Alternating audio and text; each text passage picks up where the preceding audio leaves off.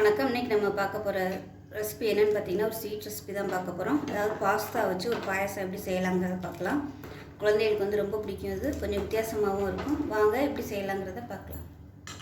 ஒரு பேன் எடுத்துக்கலாம். இதில் வந்து தேவையான அளவுக்கு எண்ணெய் விட்டுக்கலாம், நெய் விட்டுக்கலாம். நெய் சூடானதும் ஒரு டேபிள் ஸ்பூன், அதாவது உங்களுக்கு எவ்வளோ தேவையோ அதுக்கு தகுந்த மாதிரி முந்திரி பருப்பு சேர்த்துக்கோங்க. நான் வந்து ஒரு 15 முந்திரி பருப்பு சேர்க்குறேன். முந்திரி பருப்பை வறுத்து எடுத்துக்கலாம். இப்போ முந்திரி பருப்பு வந்து வந்துருச்சு, எடுத்துடலாம். இப்போ கிஸ்மிஸ் பழத்தையும் சேர்த்துக்கலாம். இப்போ இதுவும் பொரிஞ்சிருச்சு, எடுத்துடலாம். வேறு பிளேட்டுக்கு மாற்றிக்கலாம். இப்போ அதே கடாயில் நெய் இருக்குது, அதோடு வந்து ஒரு 1/2 லிட்டருக்கு பால் சேர்த்துக்கலாம்.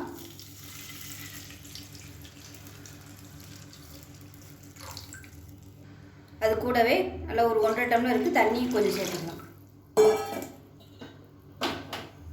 கேஸ் ஆன் பண்ணிவிட்டு கொதிக்கட்டும். பால் கொதிக்க ஆரம்பிக்கும். அடுப்பு வந்து நல்லா சிம்மில் விட்டுருங்க, இல்லைன்னா உங்களுக்கு வந்து பொங்கி வெளியே வந்துடும் எல்லாமே. இது ஒரு 2 நிமிஷம் நல்லா அப்படியே கொதிக்கட்டும். இப்போ இது கொதிச்சுட்டு இருக்கும்போது ஒரு 4-5 ஏலக்காய் விதை மட்டும் நான் சேர்த்துக்கிறேன். அப்படியே முழுசாகவே சேர்த்துருக்கேன். நீங்கள் வந்து பொடியாக வச்சுருந்தீங்கன்னா அதையும் சேர்த்துக்கலாம். இப்போ பாருங்கள், பாயசம் 1 நிமிஷம் நல்லா சிம்லேயே கொதிக்க விட்டாச்சு. இப்போ மெஷரிங் கப்பில் 1 கப் அளவுக்கு பாஸ்தா சேர்த்துக்கலாம். இது வந்து பாஸ்தா, macaroni எப்படி வேணாலும் வச்சுக்கலாம். எந்த சைஸில் வேணாலும் நீங்கள் சேர்த்துக்கலாம். ஏன்னா இது பல சைஸில் இருக்கும். எதை வேணாலும் நீங்கள் சேர்த்துக்கலாம். இப்போ இது நல்லா வேகட்டும்.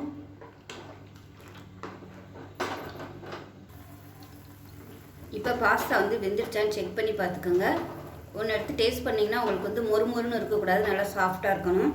இப்போ எந்த கப்பில் எடுத்தோமோ அதே கப்பில் ஒரு 1/2 கப் அளவுக்கு ஜீனி சேர்த்துக்கலாம். அவங்களோட இனிப்பு சுவைக்கு தகுந்த மாதிரி சேர்த்துக்கோங்க. இது கம்மியாக சேர்க்குறனாலும் சேர்த்துக்கலாம், கூட சேர்க்குறனாலும் சேர்த்துக்கலாம். அந்த ஜீனி வந்து கரையட்டும். இந்த ஸ்டேஜில் மில்க் மெய்டு வச்சுருந்தீங்கன்னா நீங்கள் சேர்த்துக்கலாம். மில்க் மெய்டு சேர்த்திங்கன்னா ஜீனியோட அளவு வந்து கம்மி பண்ணிக்கோங்க. பால் வந்து நல்லா எந்த அளவுக்கு திக்காகுதோ அந்தளவுக்கு நல்லாயிருக்கும். இதுக்கு மேலே வந்து நீங்கள் பாதாம் சேர்க்குறனாலும் அரைச்சி சேர்த்துக்கலாம், முந்திரி சேர்க்குறனாலும் சேர்த்துக்கலாம். அது உங்களோட விருப்பம்தான். இப்போ நல்லா கொதிச்சிருச்சு. இப்போ நம்ம வறுத்து வச்சுருந்தா முந்திரி கிஸ்மிஸ் பழத்தை சேர்த்துக்கலாம். அவ்வளோதான், அருமையான பாஸ்தா பாயாசம் ரெடி ஆயிடுச்சு. இது வந்து பாயாசமாகவும் இது பண்ணிக்கலாம். ஈவினிங் டைம் வந்து குழந்தைகளுக்கு நம்ம கார்ன்ஃப்ளவர் போட்டு பால் ஊற்றி கொடுப்போம்ல, அதாவது கார்ன்ஃப்ளேக்ஸ் போட்டு கொடுப்போம்ல, அது மாதிரி கூட நீங்கள் இதை கொடுக்கலாம். நல்லாயிருக்கும். அவ்வளோதான், கொஞ்சம் வித்தியாசமாகவும் இருக்கும். செஞ்சு பாருங்கள். செஞ்சு பார்த்துட்டு எப்படி வந்துச்சுங்கிறத சொல்லுங்கள். வீடியோ பிடிச்சிச்சுன்னா லைக் பண்ணுங்கள், கமெண்ட் பண்ணுங்கள், சேனலை சப்ஸ்கிரைப் பண்ணுங்கள், பக்கத்தில் உள்ள பெல் பட்டனையும் ப்ரெஸ் பண்ணுங்கள். நன்றி.